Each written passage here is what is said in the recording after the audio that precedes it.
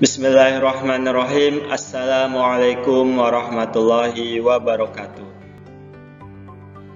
Video ini masih membahas materi mata pelajaran ilmu tafsir, yaitu tentang toleransi dan etika dalam pergaulan, yang merupakan materi pada bab 9 kelas 11 keagamaan Madrasah Aliyah. Bersama saya, Muhammad Kahfi Albanna. Ada dua pembahasan pada video ini. Yang pertama akan membahas Quran Surah Al-Hujurat ayat 10-13. Kemudian yang kedua membahas Quran Surah Ali Imran ayat 103. Simak terus video ini sampai akhir. Mari kita bahas satu persatu. Pembahasan yang pertama yaitu Quran Surah Al-Hujurat ayat 10-13. Bunyi redaksinya sebagai berikut. A'udzu billahi minasy syaithanir rajim. Bismillahirrahmanirrahim. Innamal mu'minuna ikhwatun fa aslihu baina akhawaykum wattaqullaha la'allakum turhamun. Ya ayyuhalladzina amanu la yaskhar qaumun min qaumin asa ayyakunu khairam minhum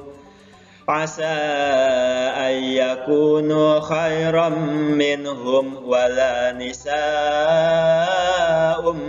min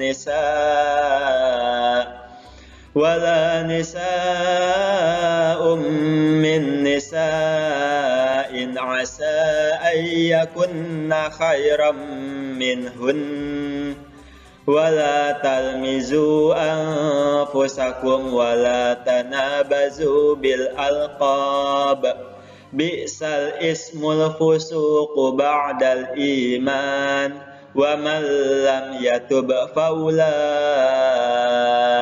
humuz zalimun. Yang artinya kurang lebih sebagai berikut. Orang-orang beriman itu sesungguhnya bersaudara. Sebab itu, damaikanlah perbaiki hubungan antara kedua saudaramu dan takutlah terhadap Allah supaya kamu mendapat rahmat. Hai orang-orang yang beriman, janganlah sekumpulan orang laki-laki merendahkan kumpulan yang lain. Boleh jadi yang ditertawakan itu lebih baik dari mereka. Dan jangan pula sekumpulan perempuan merendahkan kumpulan lainnya. Boleh jadi yang direndahkan itu lebih baik. Dan janganlah suka mencela dirimu sendiri dan jangan memanggil dengan gelaran yang mengandung ejekan. Seburuk-buruk panggilan adalah panggilan yang buruk sesudah iman. Dan barang siapa yang tidak bertaubat, maka mereka itulah orang-orang yang zalim.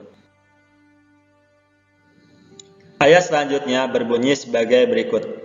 A'udzu billahi minasy syaithanir rajim. Ya ayyuhalladzina amanu ijtanibu katsiran minaz zanni inna ba'daz zanni ism wala tajassasu wala yaghtab ba'dukum ba'da ayuhibbu ahadukum ayyakula lahma akhihi maitan fakarihtumuh wattaqullaha innallaha tawwabur rahim. Ya ayyuhan nasu inna khalaqnakum min zakarin wa unsa wa ja'alnakum syu'uban wa qabaila lita'arafu inna akramakum 'indallahi atqakum innallaha 'alimun khabir. Yang artinya kurang lebih sebagai berikut. Hai orang-orang yang beriman, jauhilah kebanyakan prasangka kecurigaan, karena sebagian dari prasangka itu dosa. Dan janganlah mencari-cari keburukan orang dan janganlah menggunjingkan satu sama lain. Adakah seorang di antara kamu yang suka memakan daging saudaranya yang sudah mati? Maka tentulah kamu merasa jijik kepadanya. Dan bertakwalah kepada Allah, sesungguhnya Allah Maha Penerima Taubat lagi Maha Penyayang. Hai manusia, sesungguhnya kami menciptakan kamu dari seorang laki-laki dan seorang perempuan, dan menjadikan kamu berbangsa-bangsa dan bersuku-suku supaya kamu saling kenal mengenal.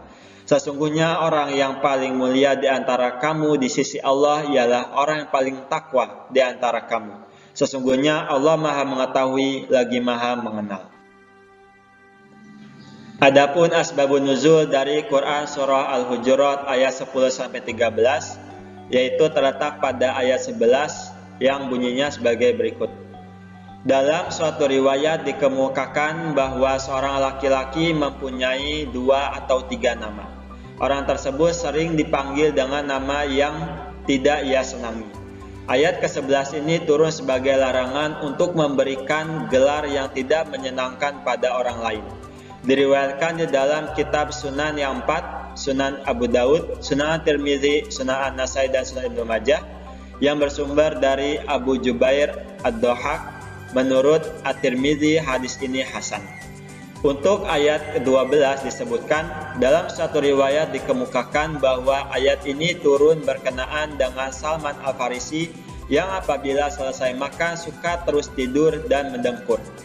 Pada waktu itu ada yang mempergunjingkan perbuatannya. Maka turunlah ayat ini yang melarang seseorang mengumpat dan menceritakan aib orang lain. Diriwayatkan oleh Ibnu Munzir yang bersumber dari Ibnu Jurayj. Dan pada ayat yang ke-13, dalam satu riwayat dikemukakan ketika Fathu Mekah atau penaklukan kota Mekah, Bilal naik ke atas Ka'bah untuk mengumandangkan azan. Beberapa orang berkata, apakah pantas budak hitam ini azan di atas Ka'bah? Maka berkatalah yang lainnya, sekiranya Allah membenci orang ini, pasti dia akan menggantinya. Ayat ini turun sebagai penegasan bahwa dalam Islam tidak ada diskriminasi.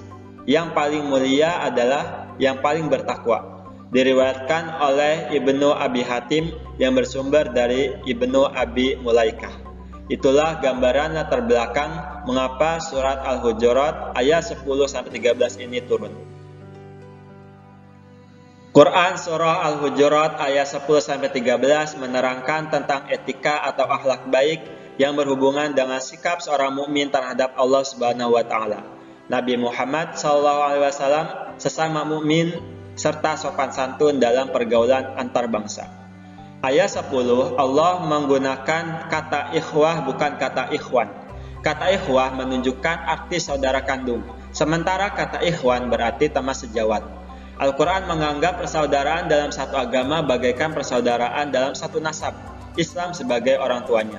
Ditegaskan bahwa walaupun orang-orang mukmin itu berbeda-beda bangsa, etnis, bahasa, warna kulit, adat kebiasaan, dan stratifikasi sosialnya, mereka adalah satu dalam persaudaraan Islam.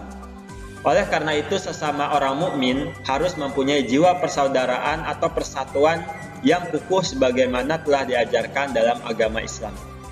Lalu kandungan ayat 11 merupakan konsekuensi logis dari ayat 10, yaitu Allah menegaskan bahwa umat Islam tidak boleh mengolok-ngolok, baik berupa ejekan, perkataan, sindiran, maupun kelakar yang bersifat merendah diri.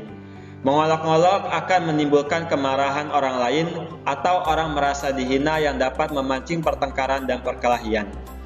Pada bagian akhir ayat 11, Allah memperingatkan orang yang melakukan kesalahan untuk segera mungkin bertaubat, yaitu dengan tidak melakukan kesalahan yang telah dilakukan. Orang yang tidak mau bertaubat termasuk orang yang zalim. Kemudian pada ayat 12, Allah melarang orang-orang yang beriman cepat berprasangka, sebab sebagian dari prasangka adalah dosa yang harus dijauhi. Di samping itu, Allah juga melarang untuk mencari-cari kesalahan orang lain, menggunjing, ghibah atau bergosip. Pada ayat 13 ditegaskan kepada semua manusia bahwa mereka diciptakan Allah Subhanahu wa taala dari seorang laki-laki dan perempuan. Dia menciptakan manusia secara pluralistik, berbangsa, bersuku, yang bermacam-macam dengan keanekaragaman dan kemajemukan manusia. Bukan untuk berpecah belah atau saling merasa paling pintar, melainkan untuk saling mengenal, bersilaturahim, berkomunikasi, serta saling memberi dan menerima. Dan yang membedakan di antara manusia di hadapan Allah Subhanahu wa taala adalah ketakwaannya kepada Allah Subhanahu wa taala. Pembahasan yang terakhir adalah Quran surah Ali Imran ayat 103. Redaksinya sebagai berikut. A'udzu billahi minasy syaithanir rajim. Bismillahirrahmanirrahim. Wa'tasimu bihablillahi jami'an wa la tafarraqu. Wadhkuru ni'matallahi 'alaikum idh kuntum a'da'an fa'alafa baina qulubikum fa'asbahtum bini'matihi ikhwana wa kuntum 'ala shafa hufratin minan nar